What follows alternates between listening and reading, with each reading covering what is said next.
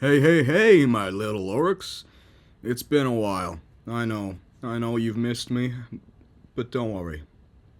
I ain't going anywhere. This time around, as you can see, we've got a little bit of a change in environment. Ain't this very nice and swell? Did I break into this place as well? Yes. Yeah, I did. But don't worry, it is all under control. Now, let's get into why we're all here, shall we? As you can see, we've got a little bit of a thing. It's Skeleton Crew. Ain't this very nice? Ain't it very nice? Don't you like it? No. Well, don't worry, it's like the Goobers or whatever it's called. The Gonks? The Plebaloids? I don't remember. Get strapped in like that one scene in that one show or movie where, you know that one thing, it's on the screen. Now, my little Uruks, I must admit I did find something very bad about this show. I have a lot of stuff to yap about it. How much about it, you ask? Oh, just, the first 5 minutes.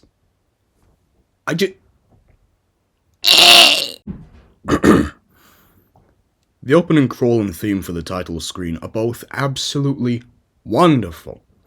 I can't play said theme because of copyright issues, obviously. It does fit the mood. The show, it's for kids. It's advertised to be for the older generation too, but it is mainly for kids. That much is shown by the way that this whole show is absolutely dumb and also really boring to watch, so I don't think it is for kids, but it is for kids. I promise.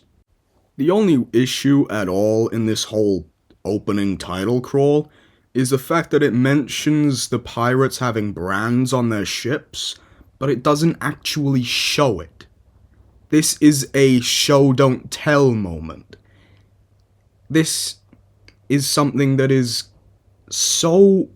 I can't even find the words for it, but isn't the whole show don't tell known to everyone by now? You don't tell a movie, you show it. Now, at the point of writing the script, I did only watch up to episode 3, but right now I am at episode 5, and I'll probably get even further into it, so with hindsight, this whole scene of 5 minutes, it needs to happen for the show to happen. What do I mean by this? I'll explain that later. Anyways, the scene opens to a planet, a very nice looking planet. It looks very, very real. It kind of looks like Pluto, and I really like that because Pluto is really, really cool. I know Pluto isn't a planet anymore. Pluto was and still is, in my eyes, a planet. I miss you. Please come back. But honestly, I must commend the VFX artists and all that other stuff that happened in the background while this show was being made. Oh my goodness, did they do a brilliant job of making this planet, the ships, and all of the little creatures and cretins that are CGI. But the best part is, most of the creatures in this show are practical effects. It's not VFX, it's practical. Most of it, anyway. And that is beautiful. I love that we're going back to our original roots here, and I want to see a lot more of this. Back to the scene, there's a ship coming into view. There's debris and little bits and bobs coming off of it, and it's very obvious that something's gone wrong. It does kind of remind me of The Force Awakens, though, and that's something I don't like. So we are quickly thrust into the action. Get it? Because the tubes and the... Anyways, tubes. The tubes come in and they thrust and they break into the ship and... Stop it right there! Stop. The problem is that when you pull your ship away after thrusting these tubes into the hull, The ship and its occupants are going to be vented into space and everyone is going to die. If you're a pirate in this setting, the very worst thing that can happen to you is a bounty getting placed on your head. Now, this isn't the Empire times, which means bounty hunters aren't as common, nor are they as powerful. But still, there's so many bounty hunters out there in the galaxy that some of them might still try to go after you, which means the worst thing that could happen to you is a bounty getting placed on your or your ship. His head. Technically, the ships don't have heads, but you know what I mean. But yeah, let's just forget about that, I guess. Maybe there's no bounty hunters in this reality or something. I don't know, man. So, the evil tubes thrust into and penetrate the innocent cargo hauler. It's clearly shown that the security of this ship are very, very, very horribly under-equipped. They rush to their defensive positions, which they're really good defensive positions, in all honesty. They've got the pirates at a very good choke point, and I could hardly see this going in a bad way. But it does. Yes, I'm saying it now. The pirates do eventually overtake this defensive position, which, in all honesty, if there's enough troops, well, security, in this area, then this whole choke point shouldn't get overwhelmed. Especially since the pirates are coming in at such low numbers. They are literally getting funneled into one tiny area where they are getting picked off a few at a time. This is quite possibly the best position you can be in. I really could not see this whole defensive position getting overwhelmed, but it does. I'm not very good at strategy, I'm not gonna lie, but I'm pretty sure that this position is the best position anyone in a defensive position can be in. Position. We get a bit of a, odd thing happen where the security guy, he pulls back the slide to his blaster like a gun. And he does a New Hope, where he looks around and, you know that one scene.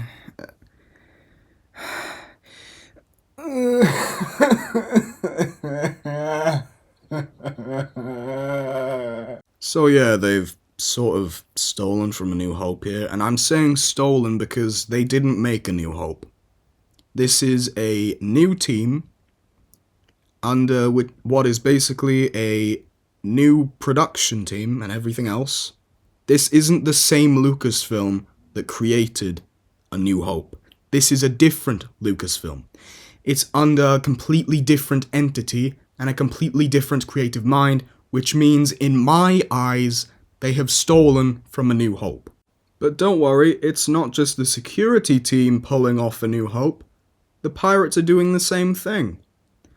The whole thing about A New Hope, where the Empire comes into it, is to show how powerful the Empire is. The pirates don't have this kind of power.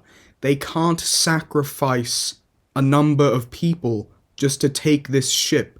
It is said clearly later on that the years have been lean on them, which means they haven't had as much of a good time as they have in the past, which also means they shouldn't be sacrificing themselves like this on something with a capacity for failure.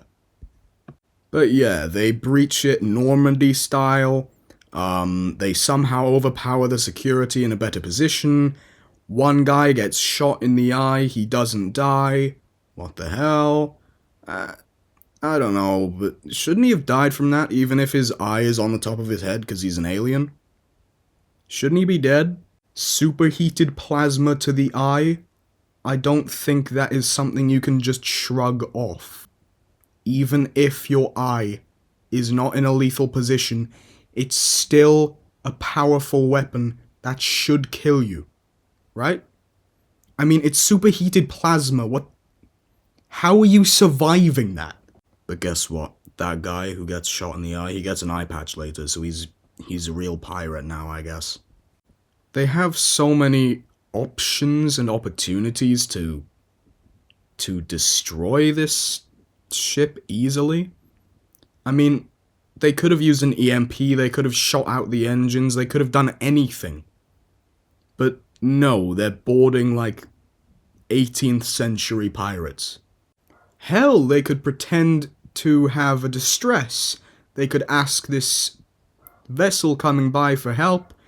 They could secretly put charges on the outside of the ship to vent it, so then all they'd have to do is where spaceships go in, there'd be no fight whatsoever. Then they can just loot the thing and have a fun time. Or, if they were planning this a long time beforehand, they could have gotten someone inside the ship. Just something, anything but this. Come on!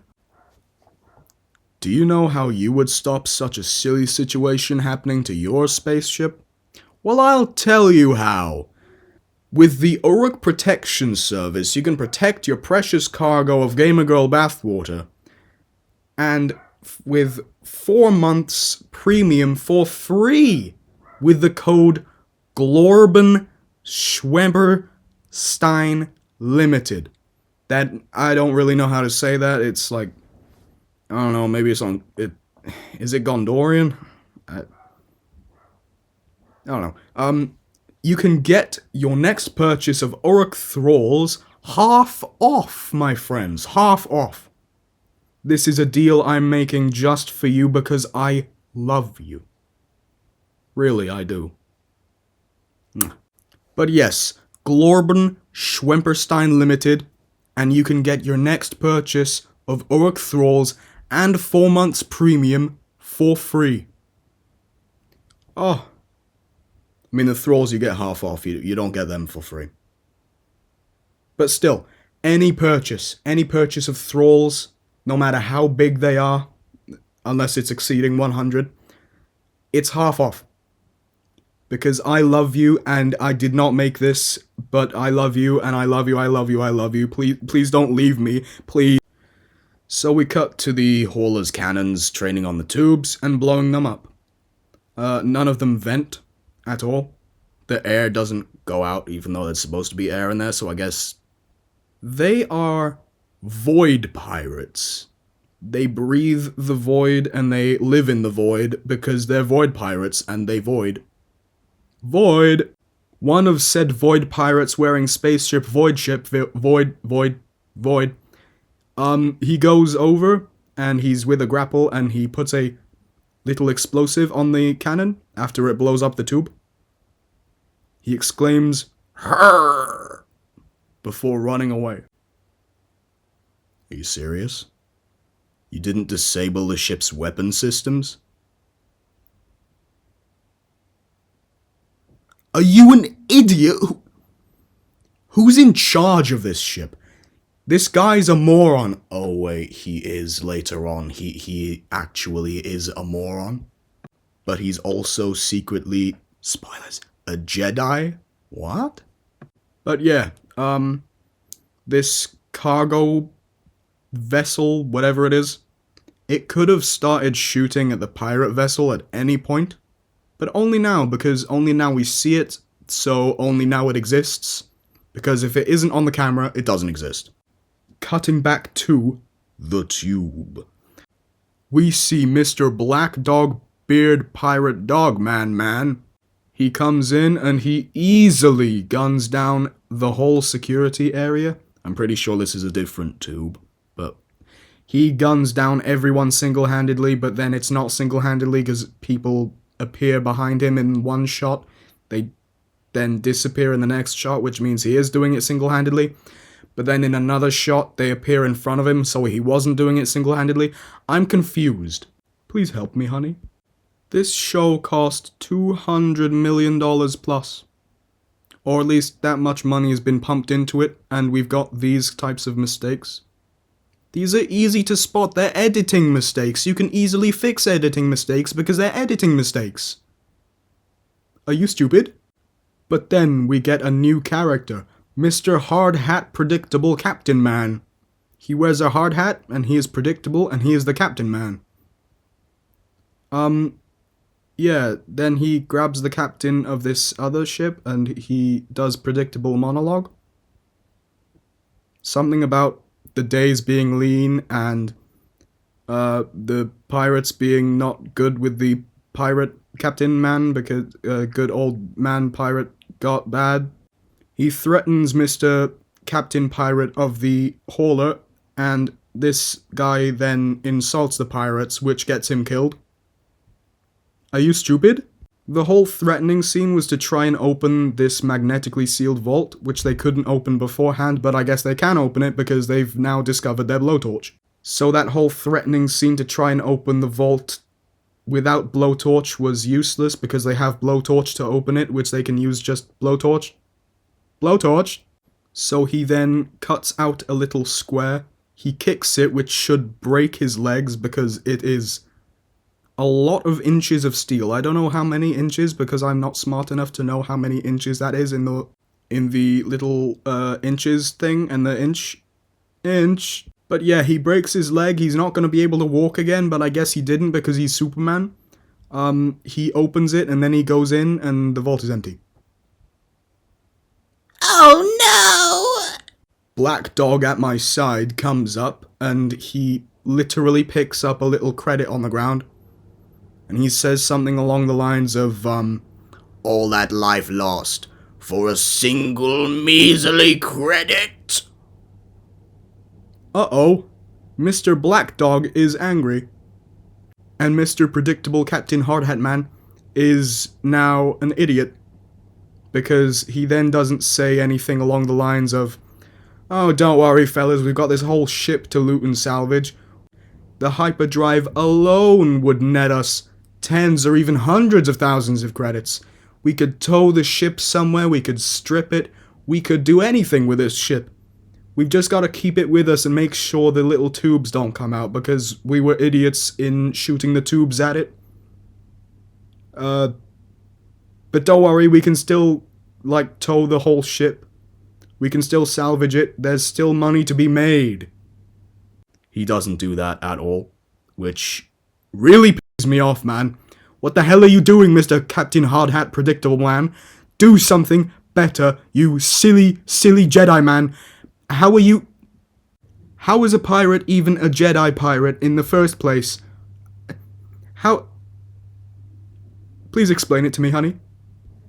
Instead of explaining to his whole crew they can make a lot of money just by towing this ship somewhere and salvaging it, he then says, mutiny then, and starts fighting his crew. In a fight that he starts in a one-sided battle, he literally just goes up to one of his crewmates, punches him in the face, and then they start fighting him because, I don't know, they were probably angry he punched them? Is he stupid? Alright, honey. Let's be honest. We don't have enough time together. Especially after the divorce. I know it's been hard on you, but you've got to keep pushing forward. You've got to be strong for me, okay? Daddy loves you. Come back again soon, okay? Could you pick me up some Doritos on the way back?